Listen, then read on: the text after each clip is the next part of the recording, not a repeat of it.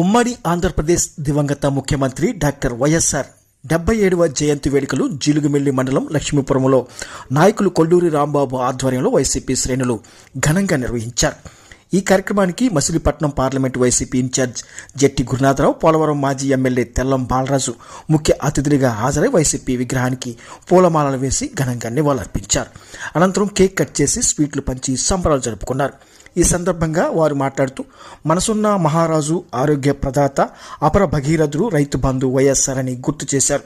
ఈ కార్యక్రమంలో వైసీపీ మండల అధ్యక్షులు చందా ప్రసాద్, నాయకులు కేతిరెడ్డి రాఘవరెడ్డి, బోదా శ్రీనివాసరెడ్డి, ప్రేమ్ కుమార్, జగన్మోహన్ రెడ్డి, సున్నం సురేష్, కుంజా చినరాముడు, ఉప్పల రాంపండు, ఆకుల రవి తదితర నాయకులు, కార్యకర్తలు పాల్గొన్నారు.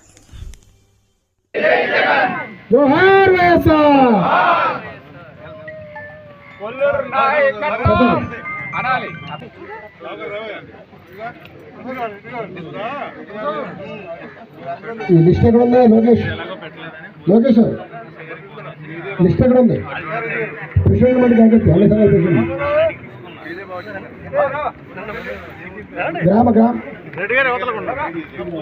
President list. రైతులు కూడా వాళ్ళ కళ్ళని నీళ్ళు పెట్టుకుని మేము మట్టి తోలుకుంటున్నామండి, కూలి పనికి వెళ్తున్నామండి అంటే సామాన్య పరిస్థితి ఎంత దారుణంగా ఉందో కూడా మనం ఆ రోజు చూస్తే మనకు గుర్తుకొస్తుంటాయి.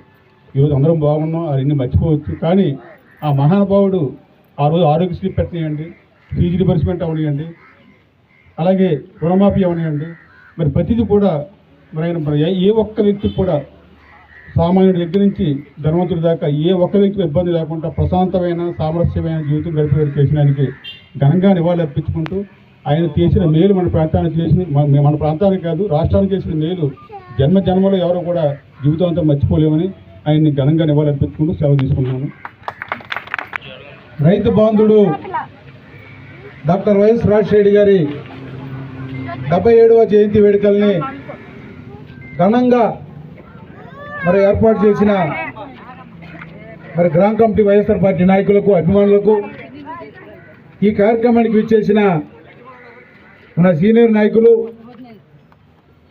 మిత్రులు కొల్లూరి రాంబాబు గారికి, ముఖ్య అతిథిగా విచ్చేసిన మండల పార్టీ అధ్యక్షులు చందా ప్రసాద్ గారికి, జిల్లా కార్యదర్శి బోదా శ్రీనివాసరెడ్డి గారికి, వైస్ మన మధ్య పెద్ద ఆయన రాజశేఖర్ గారు లేకపోయినా కానీ ఆయన జ్ఞాపకాలు ప్రతి ఒక్క పేదవాడి మధ్యలో నిలిచిపోయినాయి.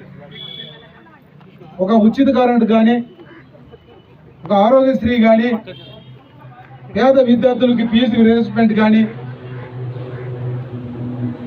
వైద్యం కానీ, విద్య కానీ, సేద్య కానీ ఇవన్నీ కూడా ఆయన పరిపాలనలో మరి సుభిక్షంగా జరిగింది. కులాలు, మతాలు, పార్టీలు అతీతంగా మరి జనరంజకం పారాలని అందించారు ఆయన. ఆ మహనీయుడు మన మధ్య లేకపోయినా కానీ మరి ఆయన జయంతి వేడుకల్ని మా కుటుంబ సభ్యుడు అని రాజశేఖర్ గారిని భావించి రాష్ట్రంలో కానీ, తెలుగు రాష్ట్రాల్లో కానీ, ప్రపంచం కానీ ఈరోజు ప్రజలందరూ కూడా ఘనంగా ఆయన జయంతి వేడుకలు జరుపుకున్నారు. అంతటి ప్రజాభిమానం పొందిన నాయకుడు దేశ చరిత్రలో ఎవరు కూడా లేరు. ఆయన చరిత్రలో నిలిచిపోయే పథకాలు, కార్యక్రమాలు చేశారు. ఆయన ఒక పోరాట యోధుడు.